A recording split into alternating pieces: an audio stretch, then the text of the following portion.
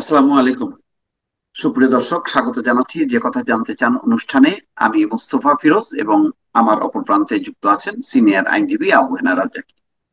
নিশ্চয়ই এক বছরের মাথায় এসে আমরা এক বছর মধ্যে অনেক সময় আপনাদেরকে বলেছি বর্তমান সরকার আগের অবস্থা। এখন মূল্যায়নের ব্যাপার এসছে যে এক বছরে আমাদের অর্জনটা কি অথবা আমাদের বিসর্জনটা কি। লাভটেকি ভাই খুব ঘনিষ্ঠভাবে রাজনৈতিক পরিস্থিতির উপর কথা বলেন, সুতরাং তার মূল্যায়নটা নিশ্চয়ই গুরুত্বপূর্ণ। লাভটেকি ভাই, একটু যদি বলেন দর্শকদেরকে। ধন্যবাদ ফিরোজ, আপনাকে এবং আপনার ভয়েস বাংলা চ্যানেলের দর্শক শ্রোতা সবাইকে আমার শুভেচ্ছা এবং সালাম। আপনি অর্জন আর বিসর্জন শব্দ দুইটা ব্যবহার করছেন। আপনি যদি অর্জনে আসেন, অর্জনটা হইলে এই যে আমরা 16 বছর যে নির্যাতনে ছিলাম, 16 বছর যাবত যে বাক স্বাধীনতা ছিল না, কিংবা আয়না ঘর, কিংবা আপনি মনে করেন যে কি বলে বিনা বিচারে হত্যা, গুম, এবং মাদকের নামে সমানে গয়রহ গ্রেপ্তার, 100 150 দৈনিক গ্রেপ্তার এক একটা থানায়। তারপরে তাদের কাছ থেকে টাকা পয়সা গ্রহণ করে করে 2 থেকে 5 হাজার পর্যন্ত নিয়ে ছেড়ে দেওয়া, এবং জঙ্গি হত্যার নামে যে সমস্ত কর্মকাণ্ড, এই যে বিষয়গুলা, এই বিষয়গুলা কি কিন্তু আমরা বিসর্জন দিতে পেরেছিলাম আপনার জুলাই অভ্যুত্থানের মাধ্যমে। এবং জুলাই অভ্যুত্থানটা, মানে অভ্যুত্থান তো কখনো আইন মেনে হয় না। আজকে বহুজনই বলতেছে যে জুলাই অভ্যুত্থান ছাত্ররা যে জিনিসটা চাচ্ছে সংবিধানের প্রস্তাবনার মধ্যে সংযুক্ত করতে। তার আগে একটু বলে নি, আমরা বিসর্জন দিলাম যেগুলো সেটা বললাম, আবার অর্জন করলাম কি? অর্জনটা হইলো, আপনি 36শে জুলাইয়ের আগে আপনার ছেলেটা, 18 20 বছরের যে ছেলেটা বাসার থেকে বেরোয় যেত কলেজ বা টিউশনির নামে, কিন্তু সে ঠিক মতো বাসায় ফিরে আসবে কিনা সেই যে আতঙ্ক আপনার থাকতো, সে কি মাদকের মামলায় পড়ে নাকি জঙ্গিবাদ হিসেবে গ্রেপ্তার হয়, তারপরে আপনি কথা বলে বের হওয়ার সময় আপনি গায়েব হন কিনা, এই যে বিষয়গুলো এখন নাই, সেটা আমাদের অর্জন। পাশাপাশি আমরা যদি অর্থনৈতিক খাতটা দেখি, সেক্ষেত্রে আপনি দেখবেন, কল্পনা করেন, পতিত সরকারটা যদি আজকে পর্যন্ত থাকতো, তাইলে আমাদের ব্যাংকিং খাত বা অর্থনৈতিক খাতটা কি হইতো। তো এগুলো আপনি অর্জন বলতে পারেন। আবার রাজনৈতিক মহল থেকে বলা হয় যে ইউনূস সাহেব সম্পূর্ণভাবে ব্যর্থ, কিন্তু দেশের ক্ষতিকারক, রাষ্ট্রের ক্ষতিকারক ইউনূস সাহেবের কোন স্টেপে জনগণের ক্ষতি হয়েছে, এই ধরনের সরাসরি কোন বিষয়বস্তু আজকে পর্যন্ত কেউ কি উপস্থাপন করতে পেরেছেন? কথা একটাই বলেন সবাই, নির্বাচন হলে সব ঠিক হয়ে যাবে। আপনি ব্যাঠিকটা কি? যেই ব্যাঠিকের কথা বলেন সেই ব্যাঠিক রাষ্ট্র এবং জনগণের জন্য ভয়ানক ক্ষতিকর কিছু হয়ে থাকে, তাহলে রাজনীতিবিদরা এই দীর্ঘ 1 বছর অপেক্ষাই বা করলেন কেন? এই সমস্ত প্রশ্নগুলা এসে যায়। কিন্তু আজকে যদি আপনি ওই জায়গাটা আসেন, যে এখন জুলাই সনদ এবং জুলাই চার্টার বলেন কিংবা ঘোষণাপত্র বলেন, এই দুইটা বিষয় এমন একটা জায়গায় আসছে, আমি অনেককে এখন বলতে শুনি যে জুলাই সনদ যদি, এই চার্টার বা জুলাই ঘোষণাটা যদি প্রস্তাবনা আকারে সংবিধানে সন্নিবেশিত না হয়, তাহলে এই ছাত্রদের ফাঁসি হবে, ফাঁসির গলায় ঝুলতে হবে। এবং এটা যারা বলেন, তারা কিন্তু এটাও বলেন যে দল মত নির্বিশেষে জুলাই আন্দোলন সবাই সক্রিয় সহযোগিতার ফলাফল। আপনি যদি সবাই সক্রিয় সহযোগিতার ফলাফল হয়, তাহলে কেন শুধু আইডেন্টিফাই করা হচ্ছে যে ছাত্রদের মৃত্যুদণ্ড হবে, ছাত্ররা বিচারের মুখোমুখি হবে? এই কথাটা কেন আসতেছে? আপনারা তো সবাই দাবি করেন যে দলমত নির্বিশেষে সবাই আন্দোলন করছেন, কালকে সকালবেলা আওয়ামী লীগ ক্ষমতা আসলে একমাত্র ছাত্ররাই বিপদে পড়বে, এই কথাটা সব চ্যানেল থেকে কিংবা বিভিন্ন সোশ্যাল মিডিয়ার লোকের বলতেছেন। তো আপনারা নিজেরা কেন বিপদগ্রস্ত হবেন না? আপনারা নিজেরা কেন শাস্তির মানে বিচারের মুখোমুখি হবেন না? তাহলে আপনাদের যে দাবিটা করেন যে আপনারা এই আন্দোলনে সহযোগিতা করছেন, অংশ নিছেন, সেই বিষয়টা সম্পর্কে কি প্রশ্ন দাঁড়ায়? বিষয়টা আমার কাছে কিন্তু একটা খুব সিম্পল ব্যাপার, যে এই বিষয়টা কেন? এবং আপনারা যদি আন্দোলন করে, যেমন ধরেন আজকে এনসিপি করতেছে শহীদ মিনারে আন্দোলন, তাদের, তারা নাকি স্বাধীন নতুন বাংলাদেশের ইশতেহার দিবে। এটা নিয়েও কথা ওঠে যে নতুন বাংলাদেশটা কি, এরকম প্রশ্ন কিন্তু অলরেডি আসছে ইতিমধ্যে, জি। যে নতুন বাংলাদেশ কি, নতুন স্বাধীনতা কি, তাহলে কি পিছনের ইতিহাসটা আমাদের চলে গেল? আমি ঠিক বুঝি না কোন সেন্সে কথাটা বলে। আপনি ব্যক্তি জীবনে দেখবেন যে কঠিন একটা রোগে আপনি এমন ভাবে আক্রান্ত হয়েছেন যে আপনি মরা মরা অবস্থায় চলে যাচ্ছেন। তো সেক্ষেত্রে আপনি যখন অসুস্থ অবস্থা থেকে ফেরত আসেন, মুমূর্ষু অবস্থা থেকে ফিরে এসে যখন বলেন নতুন জীবন ফিরে পেলাম, এটার মানে এই না যে আপনি মরে গেছিলেন। তো একইভাবে আজকে যারা বলতেছে যে আমরা নতুন বাংলাদেশ বা নতুন স্বাধীনতার পরিপ্রেক্ষিতে ইশতেহার দিব, এটার মানে এই না অতীত ইতিহাস বাদ হয়ে গেছে। কিন্তু আপনাকে হুম, হুম। একটা জিনিস লক্ষ্য রাখতে হবে, বাংলাদেশ সংবিধান যেটা ছিল, সেখানে যখন প্রধানমন্ত্রী যখন পালিয়ে গেলেন বা চলে গেলেন, সংবিধানে কিন্তু বলা ছিল যে প্রধানমন্ত্রী যদি কাউকে না বলে চলে যান কিংবা পালিয়ে যান, তাইলে কি পরিস্থিতি হবে সেটা তো সংবিধানে বলা ছিল না। অর্থাৎ উনি সাংবিধানিক পদে থেকে কখনো পালিয়ে যেতে পারবেন না, কিংবা কাউকে দায়িত্ব না দিয়ে চলে যেতে পারবেন না। কাজে উনি যেদিন চলে গেলেন, সেদিন উনি কিন্তু সংবিধানকে ছুঁড়ে ফেলে দিয়ে গেলেন, বিলুপ্ত করে গেলেন। এখন বলতে পারেন রাষ্ট্রপতি, আপনি যদি সেই সংবিধানে দোহাই দেন, সেটা বলছি, সেই সংবিধানে কিন্তু বলা ছিল প্রধানমন্ত্রীর লিখিত অনুমতি ক্রমে ভাঙতে পারবে। প্রধানমন্ত্রী পদত্যাগ করছিল কিনা সেটা নিয়ে তর্ক বিতর্ক যাই থাক, উনি লিখিত কোনো অনুমতি দিয়ে যাননি পার্লামেন্ট ভাঙার জন্য। রাষ্ট্রপতি যেটা করেছেন, সে সংবিধানের ভায়োলেট করেছেন।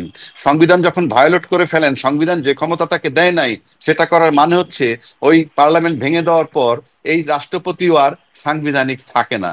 এবং ইনুস সাহেব যে সংবিধানের 106 ধারা মোতাবেক যখন অন্তর্বর্তীকালীন সরকারের প্রধান বানাইছে, তখন অন্তর্বর্তীকালীন সরকারের প্রধান মানি হচ্ছে এই সংবিধানে অন্তর্বর্তীকালীন সরকার নেই। সংবিধানে আছে তত্ত্বাবধায়ক সরকার, যেটা হাইকোর্ট থেকে ফেরত আসছে, এখনো সংবিধানে সন্নিবেশিত হয়নি। আর আছে নির্বাচনের মাধ্যমে সংসদ গঠিত হলে প্রধানমন্ত্রী হবেন। সেক্ষেত্রে উনি ওথ নিছেন কিন্তু, আমি অন্তর্বর্তীকালীন সরকারের প্রধান হিসাবে শপথ করিতেছি, যে যেটা সংবিধানে নাই। এবং কি বলছেন, যে আমি সংবিধান সমুন্নত রাখবো। কোন সংবিধান? তার অলিখিত সংবিধান। ইউনূস সাহেব এবং এবার রাষ্ট্রপতি যেহেতু সংবিধান লঙ্ঘন করে সবকিছু করে ফেলছেন, এবং ইউনূস সাহেব যেহেতু অন্তর্বর্তীকালীন সরকার হয়েছেন, সুতরাং উনি সংবিধানের আওতায় আর নাই, এবং কোন লিখিত সংবিধান এখন এই মুহূর্তে কার্যকর নেই। যেটা আছে সেটা ইউনূস সাহেবের অলিখিত সংবিধান, এবং সেই আলোকে বাংলাদেশ চলছে। নয়তো আপনি দেখান কোথায় বাংলাদেশের সংবিধান আছে। তারপরে যদি আপনি বলেন যে সংবিধান আছে, কোথায়? আমি তো পাই না। কারণ যে সংবিধানের ভিতরে আমার সরকারের কথা বলা নাই, অন্তর্বর্তীকালীন সরকার, তাহলে তো সেই সংবিধান সেটা এই সরকারের জন্য প্রযোজ্য না। আবার কেউ কেউ বলতেছেন যে সংবিধান প্রযোজ্য। সংবিধান যদি প্রযোজ্যই তর্কের খাতিরে ধরলাম, তাহলে সংবিধানে কি বলা আছে? তত্ত্বাবধায়ক সরকার লাগবে। তত্ত্বাবধায়ক সরকার এসে 3 মাসের মধ্যে নির্বাচন দিবে। তাহলে আপনি ইউনূস সাহেবকে কি ট্রিটমেন্ট করবেন? ইউনূস সাহেবকে কি তত্ত্বাবধায়ক সরকার ট্রিটমেন্ট? তর্কের খাতিরে বললাম, সেটাও করেননি। তারপরে যদি সংবিধানের দোহাই দেন, তাইলে 8ই আগস্টের পর থেকে 3 মাসের মধ্যে 7 নভেম্বরের মধ্যে নির্বাচন হওয়ার কথা। সমস্ত দল যখন তার সাথে ঐক্যমত্যে গিয়ে দেখা কইরা ফেব্রুয়ারির মধ্যে নির্বাচনে জন্য রাজি হইলেন, তাহলে এইটা কোন সংবিধানে তারা রাজি হইলেন? তারাই বা রাজি হলেন কোথায়? তারা তো 25 সালের ডিসেম্বরের মধ্যে নির্বাচন ক্লেম করছিলেন, দাবি করছিলেন। কোন সংবিধানের অধীনে? রাজনৈতিক দলের কোন সংবিধান ক্ষমতা দিছে যে ইউনূস সাহেবকে গিয়ে বলেন ডিসেম্বরের মধ্যে নির্বাচন দিতে, এবং পরে চূড়ান্ত হলে ফেব্রুয়ারিতে নির্বাচন দিবে? সুতরাং অলিখিত সংবিধান যেহেতু আছে, সেই সংবিধান যখন আপনি রচনা করবেন, সেটা পুরনো সংবিধানের সংশোধনী আকারে করেন, আর যেভাবেই করেন, 24-এর অভ্যুত্থানকে আপনার ইনক্লুড করতে হবে। এই কারণে আপনারা দলমত নির্বিশেষে সবাই দাবি করছেন যে এই আন্দোলন আপনাদের সকলের। তো এই আন্দোলন যদি সকলের হয়, তাহলে এখান থেকে এই জুলাই ঘোষণাপত্র, যেটা জুলাই ঘোষণাপত্র কেন সংবিধানে প্রস্তাবনা আকারে সন্নিবেশিত হবে না? এটা আমার প্রশ্ন। আর নয়তো রাজনৈতিক দলকে বলতে হবে পরিষ্কার ভাবে, ওই আন্দোলনে আমরা ছিলাম না, ওই আন্দোলনের দায় দায়িত্ব আমার না। গেল এক। 2 নম্বর হচ্ছে, কেউ কেউ বলতেছে, মানে এখন যে আলাপ আলোচনা যেখানে আসছে, সেটা হইলো পরবর্তী সংসদ আইসা এই সমস্ত কর্মটা কাণ্ডকে 2 বছরের মধ্যে এটা আনুষ্ঠানিকভাবে বৈধতা দিবে বলে বলা হচ্ছে। এখন সব রাজনীতি দল যদি এই মর্মে স্বাক্ষর করেন, আর নির্বাচন যদি প্রচলিত নিয়মে হয়, তাহলে তো পার্লামেন্টে যাবে মাত্র একটা দল ক্ষমতায় যাবে। তো আপনি সব রাজনৈতিক দল একত্রিত হয়ে যদি কোনো ঐক্যমত্যে স্বাক্ষর করেন যে পার্লামেন্টে গিয়ে 2 বছরের মধ্যে এটার বৈধতা আপনারা দিবেন, আর নির্বাচনের পর যদি মাত্র একটা দল যায়, তাহলে বাকি লোকের অ্যাপ্রুভালটা, বাকি রাজনৈতিক দলগুলোর অ্যাপ্রুভাল কোত্থেকে কিভাবে নিবেন? সেটা একটা বিরাট প্রশ্ন। এবং সেটা যদি আপনি চিন্তা করেন, তাহলে আপনাকে সংখ্যানুপাত নির্বাচনে যেতে হবে। কেননা কেবলমাত্র সেই পদ্ধতির নির্বাচনেই আজকে যারা স্বাক্ষর করবেন, তাদের সকলের, প্রত্যেকটা দলের যারা প্রতিনিধি, তাদের পার্লামেন্টে যাওয়ার, অন্তত একটা সিট নিয়ে পার্লামেন্টে যাওয়ার যাওয়ার সুযোগ থাকলেও থাকতে পারে। সুতরাং অনেকগুলা জটিলতা এখানে আছে। আর 3 নম্বর হইল যে এই সমস্ত কর্মকাণ্ডের বৈধতা যদি না দেন এই বাংলাদেশের বর্তমান যারা রাজনৈতিক দলগুলো আছে, এবং সংসদে যদি তারা সংখ্যানুপাত নির্বাচনে না যান, আমি বলছি না কাউকে যাইতে, আমার এটা নিয়ে কোনো মাথা ব্যথা নাই, যাবেন কি যাবেন না, একমত হবেন কি হবেন না, কিন্তু যদি সংখ্যানুপাতে না যান, তাহলে তো আপনি আজকে যারা যে বিভিন্ন দলের যারা প্রতিনিধিরা স্বাক্ষর করবেন, তারা তো পার্লামেন্টে সবার যাওয়ার সুযোগ নাই, একটা দল যাবে, কিংবা জামাতের 2-3টা সিট নিয়ে গেলে যাইতেও পারে।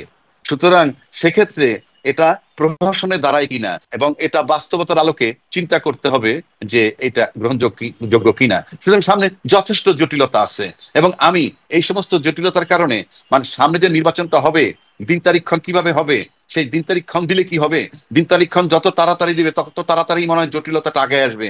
কেননা দিন তারিখ হওয়ার আগে আপনার সংবিধান দরকার। বাংলাদেশের সংবিধানই নাই, আপনি নির্বাচন কিভাবে করবেন? সংবিধানে বলা ছিল প্রধানমন্ত্রীর কাজ কি, তত্ত্বাবধায়ক সরকার কাজ কি, কিন্তু এ তো অন্তর্বর্তীকালীন সরকার, এর কাজ কি? এ কোথায় কি করবে? তাকে তো উদ্ধার করতে হবে আপনাদের স্বার্থে, দেশের স্বার্থে।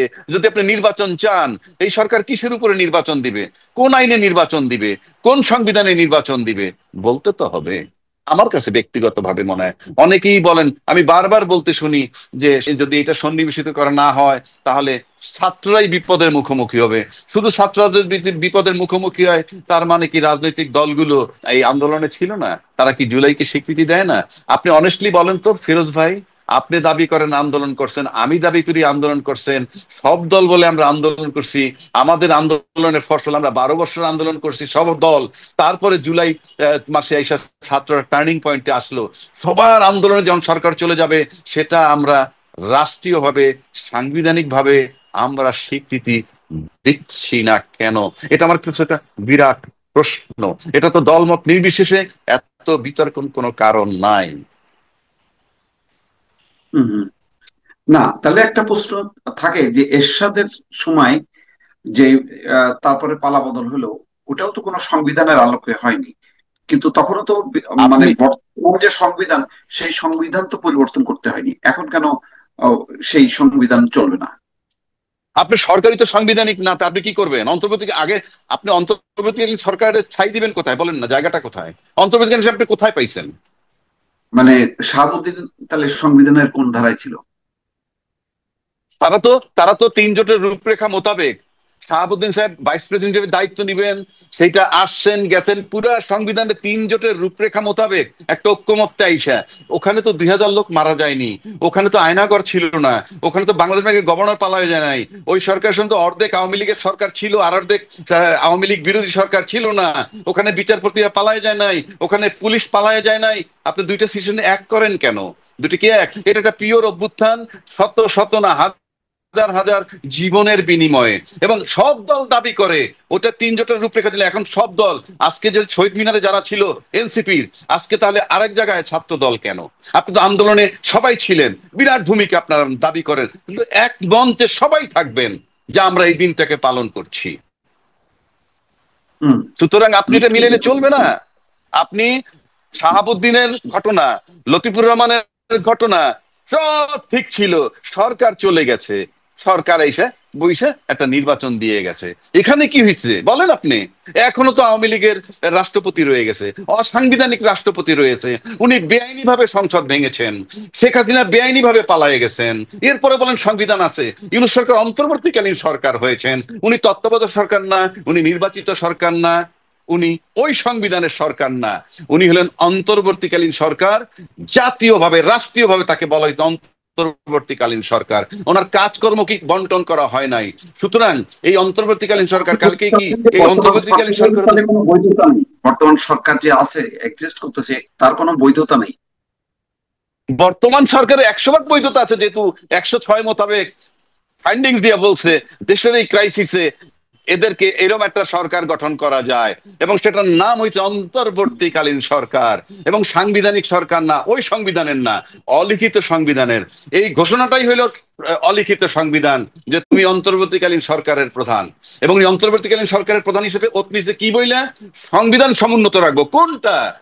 এই যে অলিখিত সংবিধান, আজকে এখনো কিন্তু চলতেছে সংবিধান তৈরি করার জন্য এখনো চলতেছে ঐকমত্য কমিশন কিংবা সংস্কার, সবকিছু যে যত কথাই বলুক।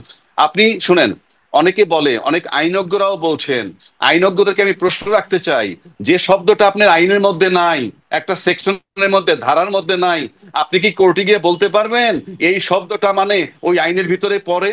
অ্যাবসার্ড, আপনি বলতে পারবেন না। কাজে অন্তর্বর্তীকালীন সরকার একটা অলিখিত সংবিধান দ্বারা পরিচালিত হচ্ছে, এবং সেটাকে লিখিত আকারে নেয়ার জন্য বাংলাদেশের সব দলমত নির্বিশেষে সমস্ত রাজনৈতিক দলের মানে একান্ত দায়িত্ব বলে আমি মনে করি। নয়তো যারা আজকে বলতেছে যে এইটা প্রস্তাবনা আকারে না হলে ছাত্ররা বিপজ্জনক অবস্থায় যাবে, ছাত্ররা ফাঁসিতে ঝুলবে, তার মানে কি? তাহলে তাদেরকে পরিষ্কার করতে হবে যে এই আন্দোলন কি শুধুই ছাত্ররা করেছিল, এবং সে কারণে শুধুই তারা মৃত্যুর মুখোমুখি হবে, শুধুই তারা বিচারের মুখোমুখি হবে? তাহলে সবাই দাবি প্রত্যাখ্যান করতে হবে যে এই আন্দোলনে আমরা ছিলাম না। ধন্যবাদ। দর্শক শুনছিলেন আবু রাজ্জাকের মূল্যায়ন এবং সংকট উত্তরণের একটা পথ কি, আহ সেই ব্যাপারে উনি ওনার পরামর্শ দিয়েছেন। দর্শক, আমাদের এই আলোচনাগুলো একটু বিলম্ব হলেও আমরা নিশ্চয়ই সময় সময় আপনাদের সামনে হাজির হব। ভালো থাকবেন। আল্লাহ হাফেজ।